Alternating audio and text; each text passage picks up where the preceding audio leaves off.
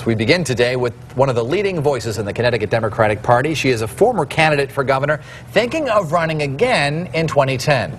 Secretary of the State, Susan Bysiewicz. And Secretary Bysiewicz, nice to see you back here again. Thank you so much for having me. So last time we had you on, you were just starting your exploratory committee. That's right. Where does that stand right now? Have you made a decision definitely whether you're going to run? We are continuing to explore. I began a committee in February, and since that time I have literally spoken to thousands and thousands of voters across the state of Connecticut about what they are looking for in a leader for Connecticut. What are they telling you in terms of whether you should run? Are they saying, do it? We are getting a lot of encouragement. I have visited Democratic town committees, spoken with voters all around the state, and what people really want is a leader with a plan to get us out of this deficit that we're in, and also with a plan to revitalize our economy, because we are in a huge recession in our state. What is the timeline for making a final decision? You know, I don't have a particular date in mind, but I would think by the end of this year I will be ready to make a decision about whether to form a candidate committee for governor. Gubernatorial has not said whether she is going to run for re-election, but all indications are that she will. She also has the exploratory campaign committee going right now. A recent poll came out showing that she has a very high approval rating, 73%, more popular in our state than President Obama, in fact. But the disturbing thing for Democrats has got to be that 60% of Democrats approve of the job she's doing. How do you battle that? You know, what's interesting is that one thing, the same poll that you're referring to brought out, is only about 55% of the voters in Connecticut today would vote for Governor Rell's re-election. She's not been clear about whether or not she will seek re-election, but I think what people are looking for right now, when 140,000 people are unemployed, economists are predicting that more than 100,000 people could lose their jobs by the end of this year. People are looking for a leader with a plan to get us out of this economic mess. And our governor is a very nice lady, but she hasn't really put forward a plan to make our state competitive and to revitalize our economy, and we don't even have a budget. She's the leader of our state, and she hasn't put together a budget for this year yet. If you were governor right now, what would you be doing differently? If I were governor, I would follow the lead of Governors Grasso and Weicker, who both faced huge deficits. They put leaders of the Republican Party and the Democratic Party in a room and said, no one leaves, we'll all roll up our sleeves, and we will get this budget done. We haven't seen that kind of leadership. We've seen a lot of burden shifting and gamesmanship and politics, but no practical solutions. Should your leaders of your party in the Senate and the House take any responsibility for the lack of a budget either? You know, we are a party that's controlled by Democrats in the legislature, both houses. Certainly they need to step up. But the buck stops with the governor, because the governor has the power to bring both Republicans and Democrats together to make this happen. And the governor has sort of stood by and watched without engaging both parties in the legislature. That's what's necessary. Having a budget is not a partisan issue. So if that is the Democratic view, why don't the Democrats, who have a supermajority right now, just pass whatever budget they want? Well, they did. She vetoed it. It would have been nice if they had passed one sooner. But they could have some more numbers they could continue to... But again, it can't happen in a vacuum. The legislature and the governor have to work together, because in the end, the governor controls the budget office. So I put the onus on the governor. She is the one with the power to bring people together. And, you know, she's criticized the Democrats for proposing too many tax hikes. Do you think there are too many tax hikes in their plan? I think we have such a huge deficit. It's $10 billion or more, and growing. And the governor needs to step up and admit that that's what the deficit is. And it's probably going to take a mix of cuts and a mix of taxes. The governor has insisted there can't be tax increases. I'm not sure that that is realistic. And on the other hand, I also think the Democratic majority has to be committed to cutting, because people are cutting their own home budgets. If they own a business, they're cutting their budgets. And and people expect state government to do the same. What kind of taxes would you propose be raised if you were governor right now? I'd like to see an increase in the cigarette taxes. I'd also like to see closing of corporate tax loopholes. It's amazing to me that major companies in our state pay not one dime of corporate income tax. Something is wrong with that picture. We need to fix that. You sound much more like a candidate than last time you were here.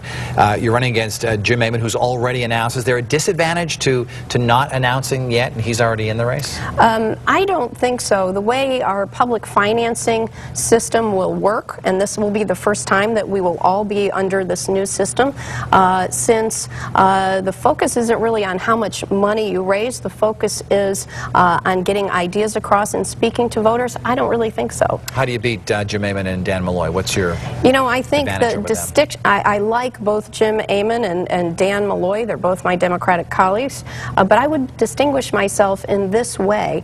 I am the only one of the three that has won a statewide primary. I did that in 1998 when no one expected that I would win. And also, I'm the only Democrat who's interested, who has won statewide elections by very large margins. And I got 19,000 more votes than Jody Rell did in 2006. So I think I would be a strong candidate for our party to put forward. When you make this announcement, will you make another announcement that you will not be running for re-election as Secretary of the State? How does that work? When I make a decision about which office I am seeking, and right now I would say I'm leaning strongly toward running for governor, although I haven't made that decision officially, I will then choose that office and go for it. And then, of course, just one office. Right. And then the Secretary of the State's office would be open if I were to make that decision. Governor Rell last week vetoed a couple of health care reform bills, actually 10 days ago thereabouts. Your reaction to that? Very disappointing, and I'll tell you why. Healthcare reform is critical to revitalizing our economy. I am the chief business registrar for the state of Connecticut, so I'm talking to business owners every day. They tell me that the biggest challenge they face is affording healthcare, and right now we have 400,000 people in our state without healthcare. Half of them work for small businesses, and small businesses are generating 90% of the jobs in our state. So if we're serious about getting our economy going, we have to address that very important issue, especially when so many people are losing their jobs in our state. So the governor had on her desk for the second year in a row a bill that would have allowed small businesses to buy into the state health insurance program, cutting in half health insurance costs. And she said no. She vetoed that bill. It is extremely disappointing. There was a huge groundswell of support for it. How do you feel about tolls at the borders?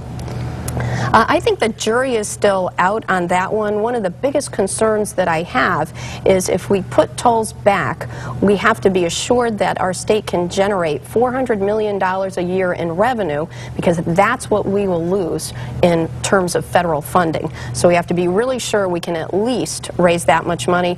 It will cost several billion to implement a toll system in our state, and I'm not sure that that is the best use of our resources at this point. Another issue that doesn't come up in the legislature all that often, but viewers are always complaining to us about it, is the inequality of insurance rates and sales tax. I mean, the excise tax on cars from city to city. You live in a city, the city of Middletown. I do. You go next door to a smaller town, people pay a lot less for their car insurance. Is that fair? And as governor, what kind of initiative might you start to get it changed? Probably, it certainly isn't fair that cars are taxed at wildly disparate rates, and we need to address the issue of tax fairness in our state, particularly property tax reform.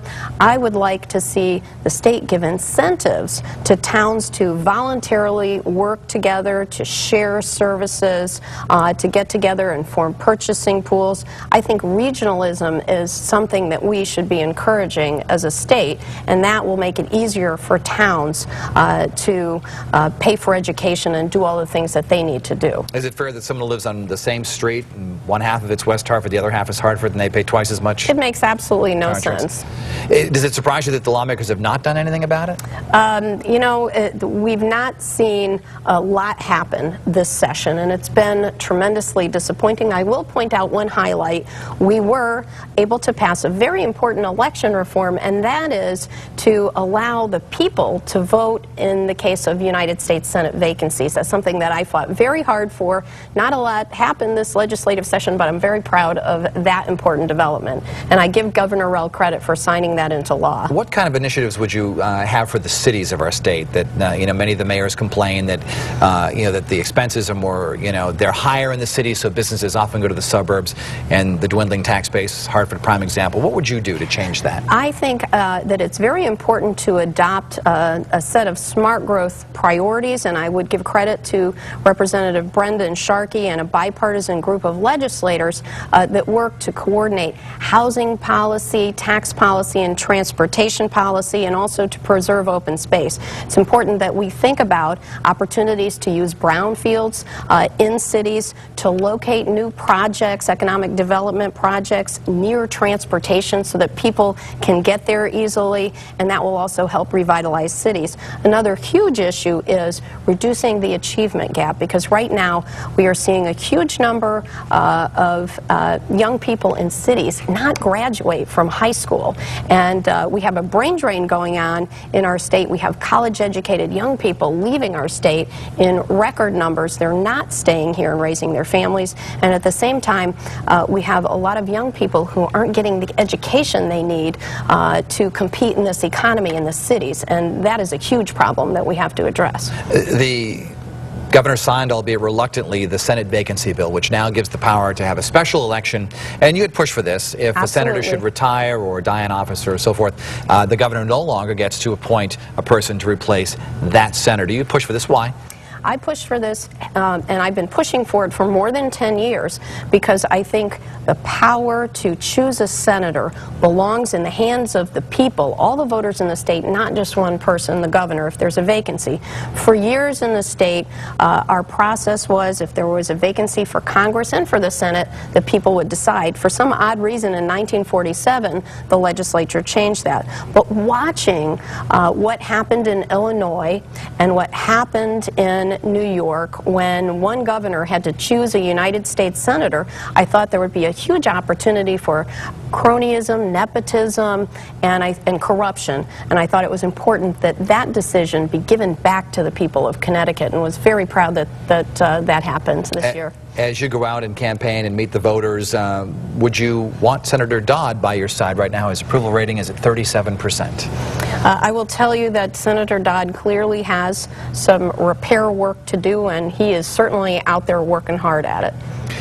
You also endorsed Hartford Mayor Eddie Perez when he ran for re-election last time around. Would you want him by your side as you campaign? You know, I will say this, that as the Secretary of the State, it is not my practice to endorse candidates, but I certainly did support Eddie Perez after he won the primary, because that was the people's decision. And I think primaries are very, very healthy for our process. As you go around the city of Hartford, would you want him by your side? I think Eddie's got some huge issues that he's got to resolve, and I'll leave it to the courts to do that. Okay. Susan Bysiewicz, possible candidate for governor.